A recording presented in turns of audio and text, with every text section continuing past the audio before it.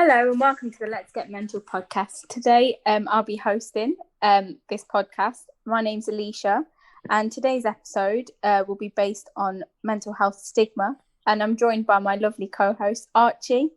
Hello there. Tim. Hello there. And Jack. Hi. Right. So why are we doing a podcast around stigma? Why do we think it's important to discuss mental health stigma? Well, I believe, discussing mental health stigma is important because, it has an effect on an individual's sort of ability to sort of get better, the support that they'll receive. And I just think it's a massive sort of factor in people not seeking help and not talking about things that are going on for them. I don't know what you guys think in terms of why mental health stigma is important to talk about and tackle. I think stigma is obviously very important to talk about. I think it's awareness as well, because obviously stigma, in a sense, I think is when people, judge you without, knowing you, obviously, and when they hear a certain name of a mental illness, they obviously completely jump to a conclusion of what that person might be like. I think, and I think that's what this, stigma's about. It's about, obviously, you hear a word and you're like, oh, that person's going to be acting this way, and I don't know, the reasons for that, or I don't understand it, but all I know is that they're acting that way and it's inappropriate, or in that sense. I guess it's sort of a negative judgment, isn't it? So I think, according to, sort of a dictionary term, it's, a social judgment of an individual in terms of mental health, and that would be due to symptoms of a mental illness and a label such as having a mental illness. So, yeah. What, has anyone else got any sort of thoughts on why it's important to discuss mental health stigma? Yeah, it's important to talk about stigma simply to get rid of it. Yeah, definitely. It's simply not needed. And for me, or my observations is that stigma exists because a lot of people don't understand, and that's how stigma starts, because they don't understand. Or are not willing to even learn a little bit about mental health. So I think if you break down stigma and educate those, that people will turn around and go, oh yeah, actually, yeah, stigma is a bit unnecessary, and actually, if you explain it in layman's terms, it's, mental health problems are not that complicated. Yeah. Yeah, I think it's important that you mentioned it's important to educate individuals, because I believe that stigma is a product of people not being educated as to what mental health is really like. And often the substitute is stigma, which is often based on other prejudices or core beliefs rather than knowledge about mental health conditions. Yeah, I guess it's people sort of having them stereotypes and, thinking negatively of someone simply because they're struggling with their mental health. Well, if you're not educated on it, I can understand where some people come on that front. I mean, it's one of these things where it's like, well, if people don't know about it, how are they meant to as I say, how they're meant to, give a fair judgment or a sort of, understand it. And I think obviously that's something we're going to later discuss in this podcast, but obviously, I can understand why some people have a stigma around mental health because they didn't understand it. I think I'm open to say that I might be one of those people when I didn't know much about mental health, because it's especially when you're at a younger age, you don't learn about these things. And I know many other people, many parents as well, who have a stigma about mental health and don't think it's a real thing, and they just think it's the child or the young person is just acting funny. It's not a mental illness in that sense. Yeah, definitely. I think the impact of it can be so lasting and really detrimental, I think, to an individual. In some circumstances it does really exacerbate an individual's symptoms. So, it could increase that if someone's struggling with low mood, and then they have to deal with stigma on top of that, causing them to become more lonely. And I just really think it's really important that we just discuss it and tackle it as much as possible. I don't know if any of you guys want to share any sort of personal experience in regard to stigma. Has anyone felt stigmatized due to having a mental health diagnosis, or know of anyone that has felt stigmatized because of their mental health? Well, personally, I can actually say that I've experienced stigma mainly for my anxiety and depression diagnosis, because I think it's important to note how far services have come in the past decade or so. Because for me, the peak of the stigma for me, I'd say, was during early like secondary school, high school, around year 9. I remember that all the adults, all the teachers, all the parents, that they'd say things like, oh, you have to bite the bullet and get on with things. It doesn't matter that you're feeling a bit anxious or stressed. Like, it's normal. Everyone feels that way. It doesn't matter that you're feeling kind of like really drained and like you can't do anything with your depression. Everyone feels that sometimes. And they're like, yeah, I think the key term that I remembered from that was, the key way of them making sense of it was, you have to bite the bullet and get on with things. And looking back, I think that's actually quite a shocking viewpoint on it. Yeah, like, do you remember how you felt at that time, hearing people say stuff like that? I felt really conflicted at myself, to be fair, because on the one hand, I felt like I must be really weak. Like, everyone else seems to be getting on with it fine. Everyone else is telling me to, oh, just bite the bullet, get on with things. So why can't I do that? But on the other hand, I felt a bit angry at them at the same time, because I thought, I wish, it feels like they don't understand me. And it also feels like I don't understand myself. And I think with stigma, it actually draws you away from the real meaning behind these mental health conditions, and it attaches these false labels to them, which are a product of other people trying to make sense of these conditions. Yeah, and I think you can only, with hindsight now, looking back, see what that meant. But I think in the moment, it's really difficult to try and, make sense of why people don't understand.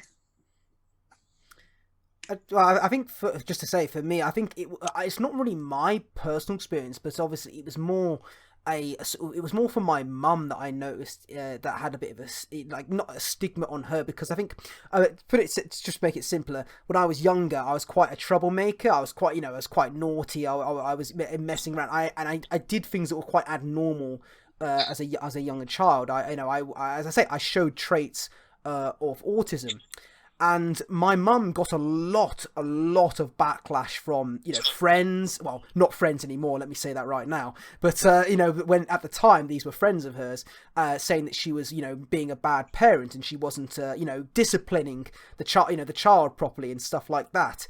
And she was like, obviously, this is my son, I'll be, bring him up how I like, obviously, in that sense.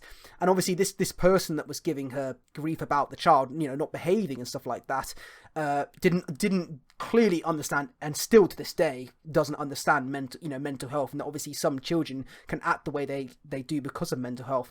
But the funny thing is, since obviously me growing up and being older now, and obviously being a lot more mature than when I was younger, my mum, now when she does her job of or when she was doing her general practice, when a mother comes in with an autistic child now, and obviously they're running round, or around her consultation room, she can actually sit down and talk to them face to face and actually really understand them. And the mum would go to her, oh, how are you doing that? He doesn't let anybody talk to him like that or anything like that. And my mum would go, oh, well, my son acted just this way when he was younger, and sort of thing like that. And it's almost like, if people just realised and, as I say, educated a little bit more, especially, I don't think it's just young people as well that need educating, it's adults as well that are definitely a group of people that need to be educated on, the stigma of mental health. And I think this, and obviously there's still some individuals out there who just won't accept it. Yeah, it's interesting you say it's not just children, it's adults, because I think even older adults, like the older generation, hold some of the most stigmatizing views around mental health. So I think it's everyone. Is there any? I just want to ask Alysha, is there any for yourself? Any personal experiences that you've got? So personally, I think coming from sort of a minority background as well, stigma, I think, so I sort of studied stigma at undergraduate level as well, looking at sort of South Asian background and stigma. So that's like my personal experience. And I think I just found it to be so we have stigma, and then within certain cultures, that stigma's like on a different scale. So like times 10. It's not spoken about, it's not real. So if you go to certain cultures, they don't even believe that mental health is a thing, and I think that really, really stops people from seeking help.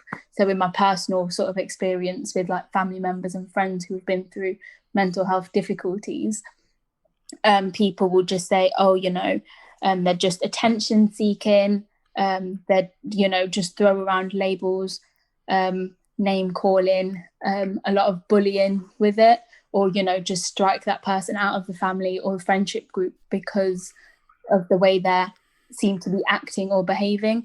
So I think the stigma that still holds in some cultures is still really concerning. So yeah, that's my sort of take on stigma from that sort of perspective, I think. It's Tim, anything? Fairly recent times, actually. I know you mentioned autism earlier. I actually was diagnosed with autism spectrum disorder, ASD, in December 2017, and in that same year, I did have actually someone at work who did stigmatize my condition. I was having a really difficult day, and the person training me on this particular task, I wasn't doing so well, and I explained why I wasn't doing so well, and explained in the simplest possible form, autism. And the person training me told me, quote, "You just need to snap out of it." To which I replied, "I can't do that. That's impossible." And that comes from a lack of understanding, and also just assumption. And I explained it as simply as possible, but even that is unfortunately not enough for some people, which is quite a shame. And you just think in this sort of day and age, like 2020, that people wouldn't have those opinions. We have access to so much information now, thanks to the internet. If you want to look up something, bang, it's there. Yeah. So it is quite sad that stigma still exists, and the hope, and I think this is collectively shared with all of us, is that as time goes on, stigma will reduce, especially as we also learn more and more about the brain, because we're learning each day. Definitely. I think sort of, has anyone found that stigma has not only had an impact on them, but also people around them?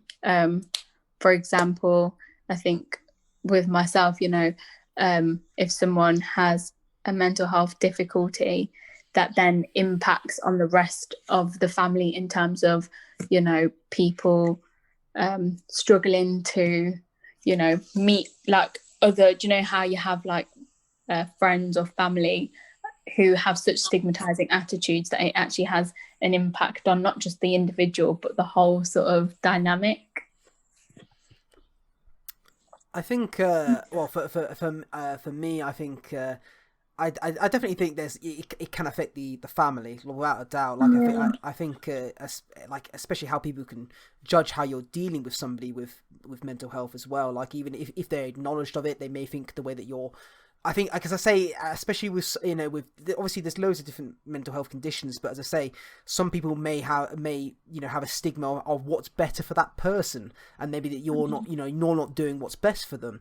I've seen this with people. I think I know somebody who has a son who's left school, and he and the father can just not accept this. Like, he doesn't understand. He's like, oh, but he's at school. What's wrong with him? There's nothing wrong. And obviously doesn't understand or have any idea about the mental health of his child. And obviously his friends look at him and think, well, what are you doing wrong? And obviously he gets bad advice from them. So I can definitely understand that, like, it can affect friends and family without a doubt. Mm-hmm. In terms of myself, I can agree it definitely does affect the friends and family dynamic, because with my friends, I pretty much lost all my friends when I was first diagnosed with anxiety and depression back in year 9, because I dropped out of school for that year, and resultingly I kind of lost contact with everyone, because obviously I wasn't seeing them, they weren't seeing me, and like we all moved on really. So I just lost contact with all of my friends back then. In terms of family, I think it can drive a wedge in your family, like in between certain family members, because for me at least, some of my family like tried to be understanding and help, even if it wasn't helpful at the time when I didn't understand my condition. They did make an effort and try, whereas others would argue and be like, oh, he's not going to get anywhere, he's not doing anything, kind of thing, he's not going to school. So I think some family members and friends, for that matter, can be more understanding, more patient than others when it comes to the mental health condition. Yeah, definitely. And that sort of like brings you around to talking about sort of, if someone does have a diagnosis, do you believe that sort of certain diagnoses carry more stigma than others, and people are more afraid to talk about or be sort of in close contact with someone with a certain diagnosis? So personally, dealing with somebody who has either like schizophrenia, bipolar, or personality disorders, my personal experience is that people are usually have more stigmatizing attitudes to them sort of diagnosis, whereas if someone's dealing with like depression or anxiety, people can try to understand that and be a bit more understanding. Don't know what anyone's like sort of experiences or opinions are on that. Yeah, I actually vaguely remember, I can't remember what study it was, but I vaguely remember reading a study where members of the public were asked about what their perception of bad mental health was. And most of them would say, oh, seeing things, hearing things, which can actually come under like diagnosis of schizophrenia, psychosis especially. So I think that's possibly why there's more stigmatizing attitudes towards conditions such as schizophrenia when they're hallucinating, for instance. More people would probably define them, quote, as crazy, based on some of the opinions I've heard from the public before. Yeah. What about you, Archie? Do you think? Sorry, I'm a little bit. I'm just a tad little bit lost. Do you mind just repeating the question? No, that's fine. So I was just saying. So, like, personally, I've dealt with people like had either family or friends who have dealt with diagnoses such as like schizophrenia or bipolar, and I found people's attitudes to be more stigmatizing. More like people are more afraid, like think that they're violent, scary. And just find it really hard to understand the fact that somebody hears voices. Whereas if someone's got depression, they can have a bit more empathy. Right, I see what you're saying. Yeah, no, without a doubt, I think, I think it's not just friends and family; it's just in general people, and especially like you said, especially people. Because when you think of depression, you hear someone saying, "Oh, I'm obviously depression isn't just I'm sad. It's obviously a lot more than that." But but in broader terms, when you hear, "Oh, someone's sad," you can think, "Oh, why are you upset? How can we make you feel better?" Obviously, that's not how you would help someone with depression. That's madness when you say it like that. But on the flip side, when you look at something like schizophrenia, God, dyslexic here, can't even say the damn word, but like when you hear someone's, when you say, oh, this person hears voices in their head, you think, whoa, what? Like, you get this very sort of like, well, that's a bit weird. And I think it doesn't help as well that obviously I understand they're movies, but you have movies that sort of show people with multiple personalities, people hearing voices in their heads, and obviously and these movies usually take violence and stuff like that, and obviously people get a stigma and a perception of what these sort of conditions are, when obviously that's far from the truth. I can completely understand why people find it hard to be empathetic towards these sort of people. Yeah, I guess it's not relatable to people, and that's why I think in order to have empathy, you need to have an understanding, and it's easier, I guess, to have an understanding of depression because, all of us will have an understanding of what it's like to have some sort of low mood. Whereas not everybody hears voices, so yeah, I guess it's difficult to, yeah. And what about you, Tim? It's perhaps the more complex disorders that maybe people are stigmatized more. The ones like schizophrenia, the ones that are like that sound complex. But what people forget, although these conditions like schizophrenia are less common than depression, they are still 100% treatable. And people often forget that. Like, no one's stuck schizophrenic forever.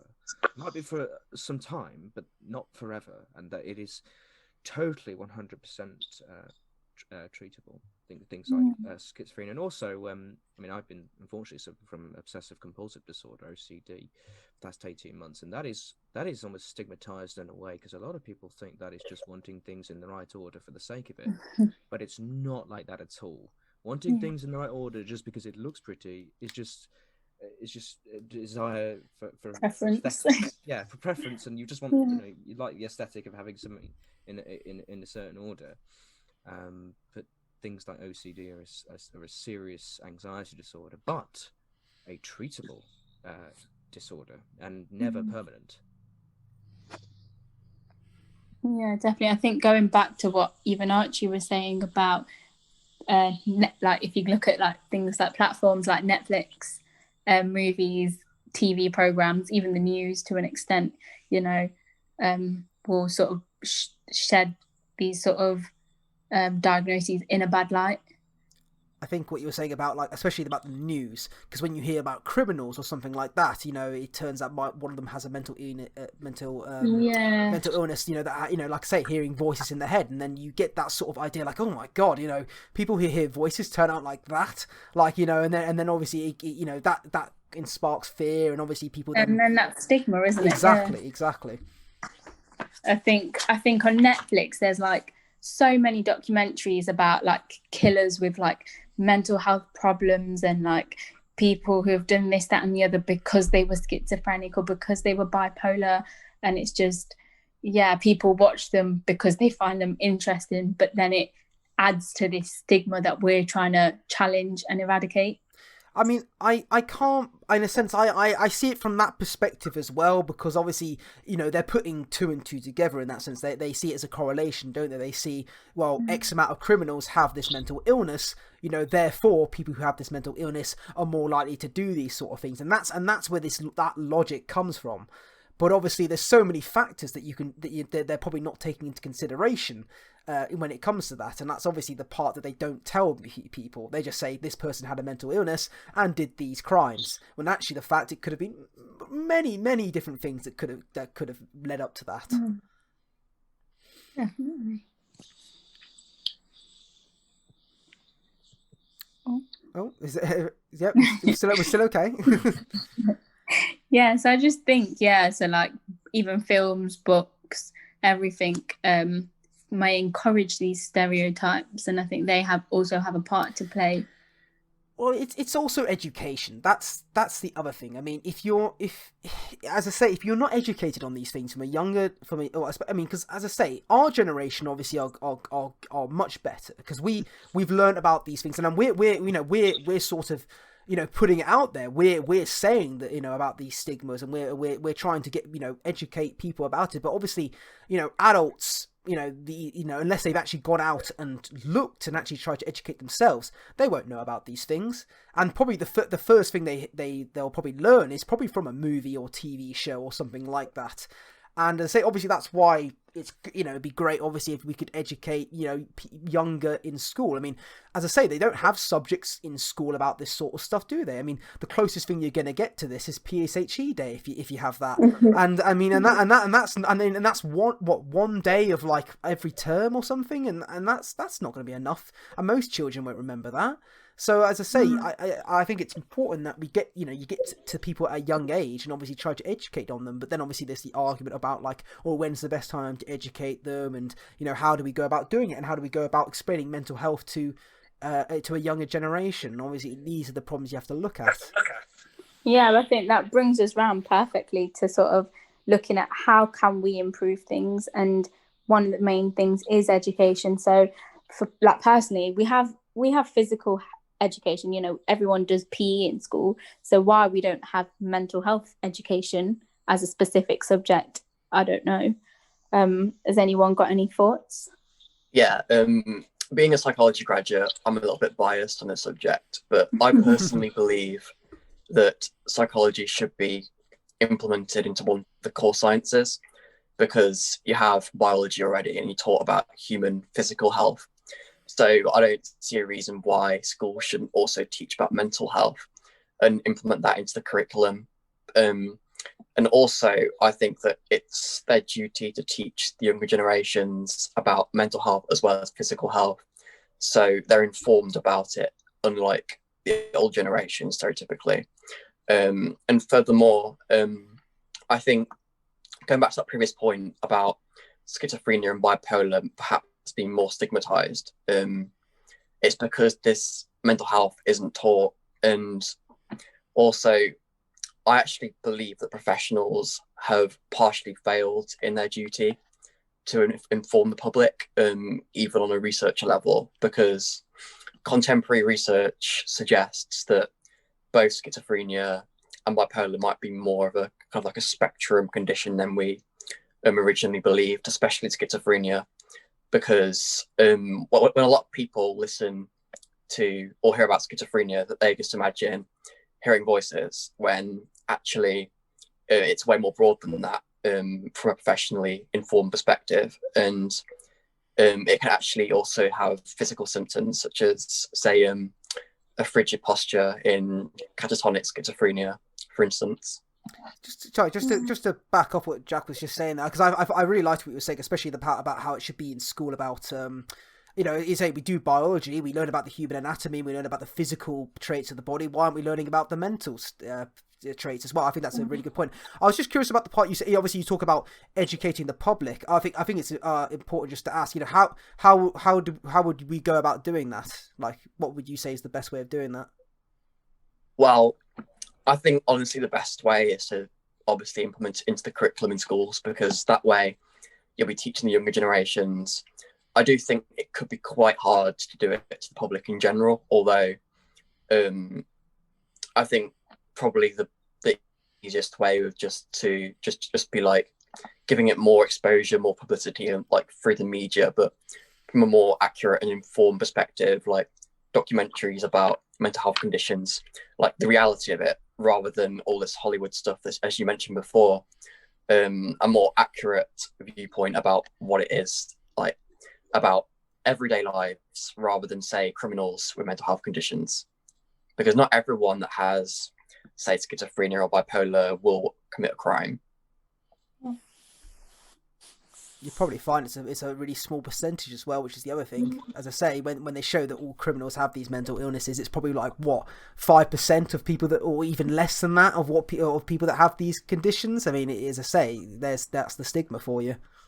Definitely. Have you got anything to add, Tim, in terms of what do you think we could do to, educate people around these conditions? Jack, basic psychology should be in the curriculum, because although the human body is its own system, the brain is its own system. So you've got a system within a system, and when people learn even something small, they will when someone's much more well informed, that they are less likely to assume wrong. And also on a broader perspective, maybe in the media, maybe more documentaries on interesting and engaging documentaries on things like psychology. Yeah, definitely. That explain things like bipolar, schizophrenia, depression, anxiety, etc. But they explain it in a engaging and interesting way, so that it sticks in people's minds, so that when the viewer has a friend who's schizophrenic, they can go, they're schizophrenic because this is happening in their head, and then they also, then there's no stigma. They can then support people better. And what I think we all want to do is replace stigma with support, and so everyone can support each other, especially in times like these. Yeah, definitely. Do you think that sort of mental health professionals or mental health services could do more to help eradicate stigma? Just a question. I don't know if they can or if they can't, but just something I was thinking about. That's a very difficult question to answer. I'll come back to me on that one. I just want to say, off what Tim was saying there, and obviously about and what Jack was saying about obviously educating in schools. I think because it's a good question about why don't we do this already? Because it's like we know that mental health and illnesses are obviously a thing. So why aren't we educating? And I think this is obviously like I say, it must come down to the curriculum of maybe perhaps some parents or some group of people who don't want their children or the younger generations to know about these things. And I mean, I can see it from both sides, because I think there's obviously there's the argument of it's good for them. They should learn at a young age. They should learn about these things when they get so that when they're older they're more informed and stuff like that. But I think some parents obviously are worried about their kids sort of acting upon it and sort of claiming that I have this mental illness, so I don't have to do this, or I have this, so you can't make me do that. And as I say, when teenagers, kids, they some of them will take advantage of this. I'm not saying, in no way saying that all of them will do it. And I still think the curriculum should definitely have talk about the psychology and mental health and stuff like that. I think I'm just curious in my own mind why it hasn't been done already, and I'm trying to piece together in my mind why, and that's the only thing I can think of, is that some parents don't want their kids to learn about it. Yeah, so we're fighting for more. Oh, sorry. No, I was just going to say we're fighting for more political change, then, aren't we? Really. You raised an interesting point there when you mentioned that about some teenagers could, or some young people, anyone that means actually could actually abuse that label, because even though it's important to know what mental health condition you have, it's also important to remember that professionals are the only ones that can actually diagnose you with that condition. Very true. So yeah, it's possible that you might have that condition, say, if you notice that you have these symptoms, but it's also important to teach these younger generations, say, if it would be taught in schools, that to be careful with attaching a label unless you're 100% certain that you have it, because you might go around saying you have schizophrenia when in reality it could be something else, which is just as pressing. Yeah.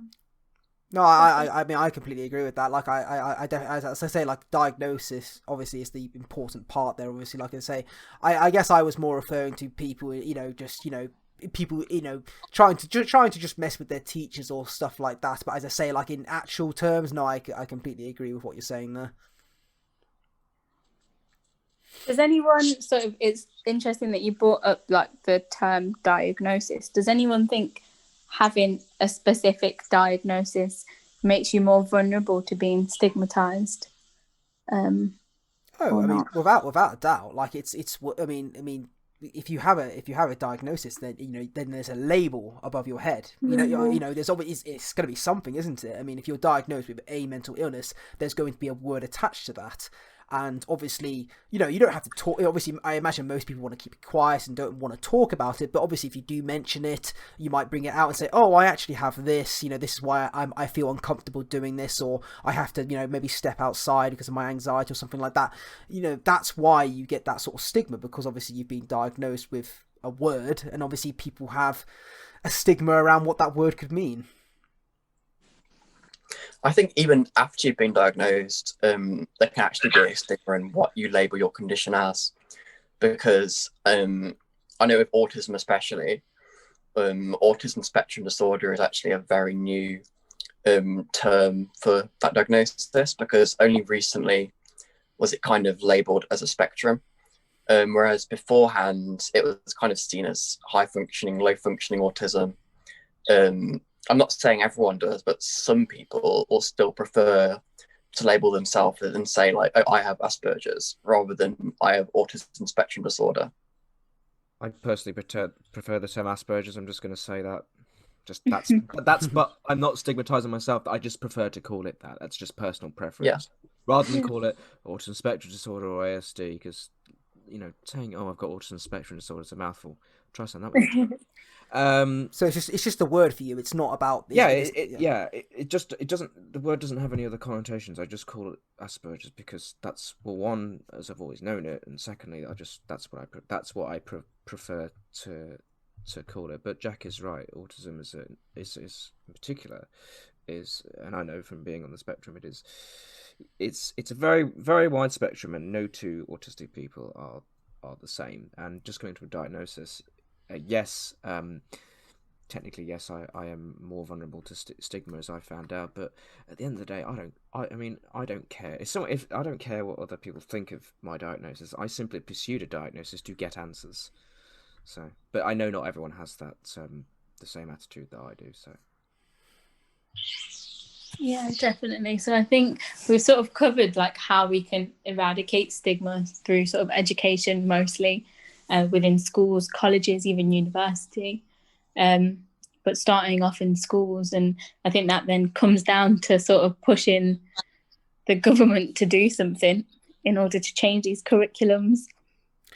Yeah, I mean, I personally, as I say, I wouldn't know where to start. As I say, like what from Jack was saying, I think changing the curriculum is obviously the best idea. How, I don't know if it would start with a petition, or because obviously changing the school curriculum is obviously quite a big thing, because for generations now, it's been English, maths and the three sciences are your core subjects. You learn them, they are the things you have to learn. So would it be a section of biology that they would be added onto that, or would it be its own subject? The curriculum as a whole is overdue for an overhaul anyway. True. It needs ripping up and starting again. I agree on that. And you can add basic psychology, not even include it in biology. Actually, have it as its own entity, because I think it is that important, especially as we don't, as I said, we are learning more about the brain every day. But get this, we know more about outer space, distant galaxies and that, than we do inner space that is required to understand outer space, which is just madness. I guess I'm just curious to know with what would, like, let's say it wasn't like going to be its full blown subject. Let's say it was going to be something more a bit basic, and it wasn't even it was under let's just put it underneath GCSE level. So let's say you're learning this in year 7, year 8. What things would be key to get in this subject? I mean, what would be the best things to teach the younger generation? Because obviously psychology is huge. You could go on forever talking about that with young kids, and so you obviously want to boil it down to certain things. I'm just curious to know what we would think the more important things to get across to a younger generation would be. I would say anxiety, because that's a problem I think more and more people are facing, especially in 2020, but also because human beings have had anxiety built into them for so long. Like the organ that causes, or part of the brain that causes, and Jack, correct me if I'm wrong, but I'm pretty sure it's the amygdala. yeah. Yeah, it is the little walnut-shaped thing that is responsible for hell. And I think Emotional through bruising. that you can sort of challenge the stigma, so people have an understanding. It's not, these people aren't acting in this way. It's a thing that everybody can sort of like experience at one point in their life. And let's just hope that we get it into the sort of curriculum sometime soon. Well, we could always ask the Department for Education.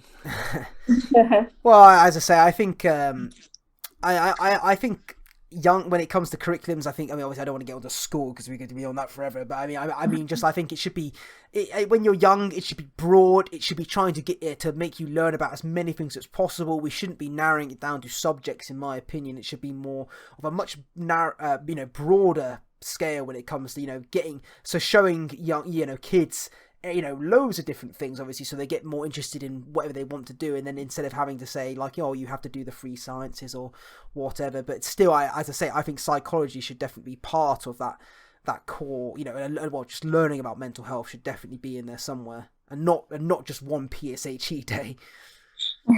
Definitely not one assembly a year about mental health. Exactly, yeah. That's what I remember from being in school. No, I think you're right on that. Definitely, it's like the one assembly, yeah.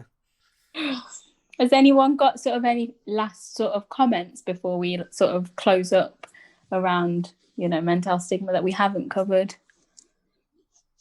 What about educating the public, especially children in the future? I think what should be focused on is not necessarily the biology of these conditions. So like not necessarily the neurology, to be specific, but more in particular signposting people about mental health services, and also educating them on the symptoms of each condition, and also normalizing it. That should be a third point. Perhaps giving statistics and saying, lots of people experience, say, depression, or like schizophrenia is experienced by people and there is treatment for it, rather than just giving them these first impressions through these Netflix adaptations. I think for me it would be more just, as I say, obviously education is really important, but I think it's kind of like we need to obviously just let people know and explain to people that what they might hear about a mental illness isn't always true if they get it from the wrong source, and that's obviously the problem is that there's so many things, obviously, like you say, Netflix and books and magazines and whatever it may be. Somebody might read something about a mental illness, and then that will be stuck in their mind, and they will have that. That's how they'll believe that that's what that word means, or that mental illness is. And then obviously when they hear that somebody's got this condition, then they obviously think of that straight away. They don't obviously think about the repercussions of it, and obviously what that word actually is, and obviously like autism again, the spectrum obviously, and such like that. So as I say, education, in terms of what we could do, I personally really don't know, other than obviously education at a younger age.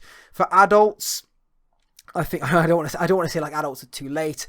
I think there were some parents though that I would say that I feel like definitely need to have their eyes opened a little bit and really actually learn about mental illness, because I know there's some out there who will just refuse to accept this. They will not accept mental illnesses. They think obviously it's a myth. Physical illness is the only what you can see with your eyes is considered an illness or something like that, and obviously they still have that mindset, but there are some people that you won't be able to change. But as I say, younger generation is where you should focus. Yeah, definitely, I agree. And I think like Jack was saying, I think sort of focusing on eradicating the stigma in a way. So if we did it with schools, I think, and focusing on like specific groups. So I know right now there's 3 of you guys, but usually like men in general will have more stigma than women.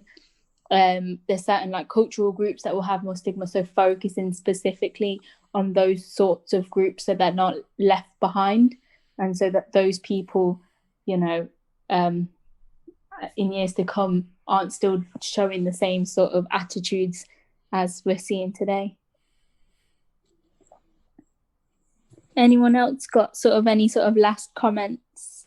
Yeah, I would just encourage everyone to learn just a little bit about mental health and the brain, and also to never assume, particularly if someone's going through a hard time. Listen, from personal experience, if I'm going through a hard time, I don't want someone to assume what my problem is and start stigmatizing and say the wrong things. You know, often I just want them to listen. But yeah, never assume, because it leads to stigma, and that's never good. I know how you're feeling, Tim. That's what I mean. Like, you know, when people say that to you, like, oh, I know how you're feeling, you know, sort of thing like that. Yeah, but like, no, you don't know how I'm feeling. Yeah, exactly. You know. Well, I think that's like a perfect way to like finish off. There was like a quote that I seen, and it just said that it was a statistic, in fact, that said 1 in 4 of us will experience a mental health difficulty at one point in our life, and therefore it's important we all have an awareness, understanding, and a supportive attitude. I thought it was quite nice. We'll just like how we will always encounter some form of physical health problem. Exactly. Because the two at the end of the day go hand in hand. It's all part of the human body. Yeah, so I just thought that was a nice way to sort of to end things, and you know, and hopefully, even if it takes a while, hopefully the next generation come through with better attitudes, and a better supportive attitude towards their peers and people around them. And if anyone's got no other sort of last comments, then that's our podcast on stigma done. I guess we'll probably end up doing another one because it is such a broad area. And I want to thank you guys for joining me on today's podcast. Thank you very much. Thank you very much. Thank you. Okay. And yeah, so I hope this has been helpful for anyone watching, listening, in fact. And yeah, follow us if you want some more sort of information on our socials. That will probably be underneath in a little box. And yeah, thank you again for listening.